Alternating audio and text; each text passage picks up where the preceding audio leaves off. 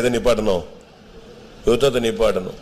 யுத்தத்தை நிப்பாட்டினா யுத்தம் முடிவுக்கு வரலையே, டிரா கூட ஆகல, ரெண்டு பேருக்கும் வெற்றியும் தோல்வியும் இல்லை, சமமா நிக்குது. என்ன பண்றதுன்னு தெரியல, நிறுத்தவா தொடர முடியாது.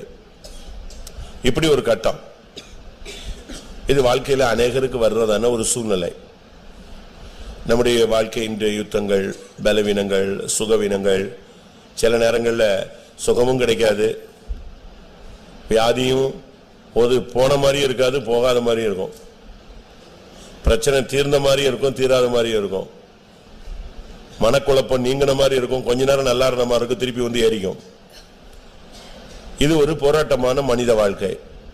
இந்த சூழ்நிலையில இப்ப நைட்டு விட்டுட்டா ஒரு 12 மணி நேரம் சத்துரு என்ன செய்வான்? ஒருவேளை அவன் தப்பி ஓடியும் போயிடலாம்.